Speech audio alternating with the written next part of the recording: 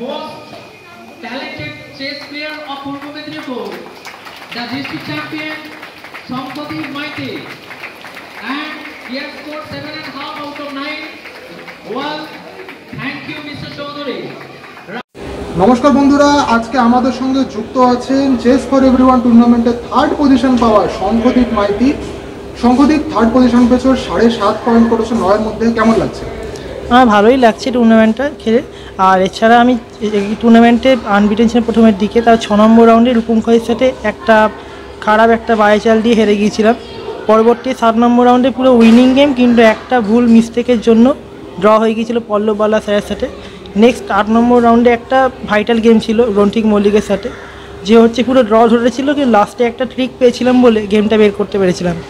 9 নম্বর round যেটা ছিল, যেটা এই রাউন্ডটা, যে রাউন্ডটা আমি লাস্ট খেললাম, এটা ছিল শ্রেয়ান মুখার্জির সাথে। একটা বাচ্চা ছেলে কিন্তু খুব ভালো খেলে, তার সাথে পুরো মানে ড্র পজিশান ছিল, কিন্তু লাস্টে একটা ব্রিলিয়েন্সি দিয়ে গেমটা জিতলাম। আর এখানে সাইটিংসের প্লেয়ার যে খেলছিল, বেশিরভাগটাই দেখলাম যে সবাই প্রচুর ভাবছে এবং খুব ভালো ক্যালকুলেশন করছে, যেটা আমার ভালো লেগেছে। আর এছাড়া এই টুর্নামেন্টের সর্বপ্রথম হয়েছেন রূপম মুখার্জি 8.5 আউট অফ 9, যিনি আনবিটেন ছিলেন টুর্নামেন্টটায়। এবং সেকেন্ড হয়েছে আমারই প্রিয় বন্ধু অনিকেত নারায়ণ বিশ্বাস, যে সেকেন্ড যে 8.5 আউট অফ 9 সেও করেছে এবং আনবিটেন। 7 নম্বর রাউন্ডে রূপম আর অনিকেটের গেম পড়েছিল, সেই গেমটা ড্র হয়েছিল। এবার ওই গেমটা ড্র হওয়ার পরে পরবর্তী দুটো গেমই তারা জিতেছে। এবার টাই ব্রেকের জন্য রূপম মুখার্জি ফার্স্ট হয়েছে এবং অনিকেট সেকেন্ড। এবং 4 নম্বর 4th র্যাঙ্ক করছে একজন ছেলে, যে আবির মিত্র। সে হচ্ছে আন্ডার 11 একটা ছেলে, যে লাস্টে নীলান্ত চন্দ্রকে হারিয়ে টুর্নামেন্টটা একটা টাক লাগিয়ে দিয়েছে, তার নিজের একটা পারদর্শিতা দেখিয়ে। তো পুরো টুর্নামেন্টে তোমার ফর্ম বা পারফরমেন্স সম্পর্কে, মানে যে গেমটা তুমি হেরেছো সেটা যদি বাদ দিই, তা বাদে তোমার টোটাল ফর্ম কেমন ছিল পুরো টুর্নামেন্টে? তোমার কি মনে হয়েছে সে সম্পর্কে? টোটাল টুর্নামেন্টের ফর্ম ভালোই ছিল, শুধু ওই একটা গেম নয়, দুটো গেমের জন্য আমার একটু খারাপ লাগছে, 6 নম্বর রাউন্ড আর 7 নম্বর রাউন্ডের জন্য।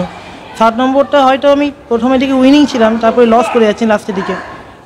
আমি বাধ্য হয়েছি পরে ড্র চাইতে, উনি ড্র নিয়ে নিয়েছিলেন, ক্যালকুলেশন করেননি বলে। আর এটা কি এবছরে তোমার সর্বপ্রথম রেটিং টুর্নামেন্ট ছিল 24 সালে? না, আমি এর আগে খেলেছিলাম tracts of strategy rating tournament, যেটা খড়গপুরে হয়েছিল। ওখানে 7 আউট অফ 8 করেছিলাম, 6টা উইন 2 ড্র ছিল ওখানে। আচ্ছা, ক্যান্ডিডেটস টুর্নামেন্ট 2024 শুরু হতে চলেছে আর কয়েকদিনের মধ্যেই। 5 জন ভারতীয় হয়েছে, যেমনটা তুমি জানবে।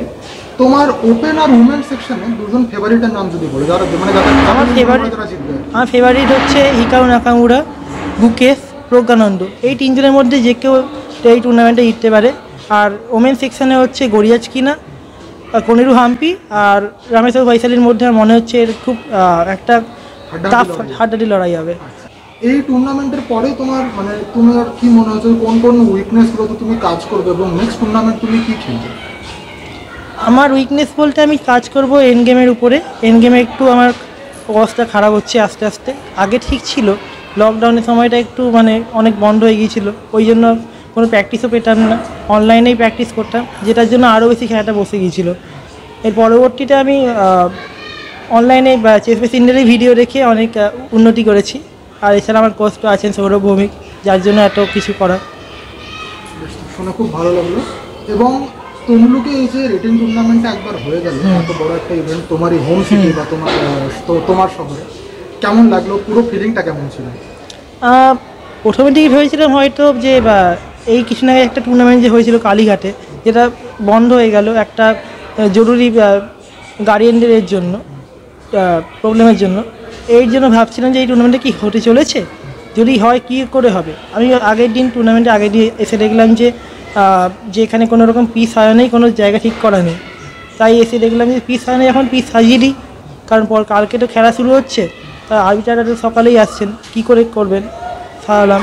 আর এছাড়া এইখানে ওয়েদারটাও ভালো ছিল, যে এর জন্য হয়তো অনেকের মনে হয়েছে এখানে প্রচুর গরম রোদ, হ্যাঁ মানছি, কিন্তু ওখানে কি করার নেই। আমি তো চারদিকে ভারতের চারদিকে বাইরে বাইরে খেলে আসি, কিন্তু তাও কি বলবো, এইখানে মানে বাড়ির কাছে টুর্নামেন্ট হচ্ছে এবং এখানে সামনে সবুজ ঘাস আছে, মানে যেখানে সব থেকে বেশি অক্সিজেন পাওয়া যায়, এর জন্য মানে খেলাটা খুব ভালো খেলা যাচ্ছে।